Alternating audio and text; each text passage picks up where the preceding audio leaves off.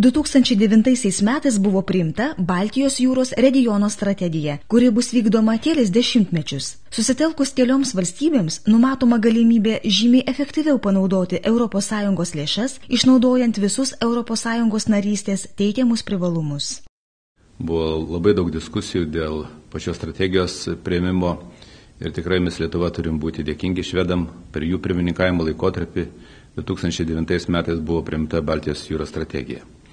Tai iš tikrųjų labai kompleksinis dokumentas apimantis visas gyvenimo sritis ir pagrindiniai tikslai, tai yra tokie tikslai kaip kiekvienos valstybės, tai yra sveikatos gerinimas, ypatingai užterštos, pačios labiausiai užterštos Baltijos jūros atstatymas, todėl kad iš tikrųjų jinai yra labai sėkli ir vandenų apykaita yra labai reta.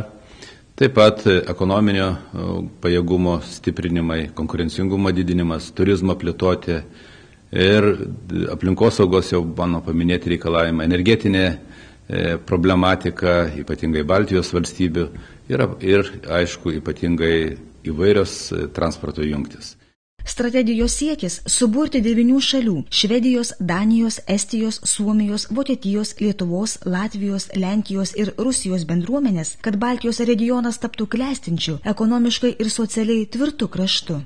Uždaviniai yra tokie, kad mes turėtumėm galimybę kooperuoti savo veiksmus ir įgyvendinti atskirus projektus nuo pat pradžios, kada kiekviena iš savo valstybių įgyvendina savo dalį. Mūsų pagrindinis tikslas – įsigilinti į ją, įsiaiškinti visus galimus finansavimo mechanizmus, labai aktyviai dalyvauti įvairiuose pasitarimuose, posėdžiuose ir kituose formatuose, kelti savo problematiką, aišku, stengtis kiek yra įmanoma suprasti ir kitų valstybių interesus, tačiau manau, kad yra labai svarbu pradėti kurti bendrus ir derinimo ir valdymo mechanizmus. Ypatingai kalbant apie Rusijos federaciją, jie turi savo tikslų, bet mūsų bendri tikslai turėtų suvienyti šitų valstybių, ES ir Rusijos valstybės pastangas įgyvendinant vieną ar kitą labai svarbų projektą.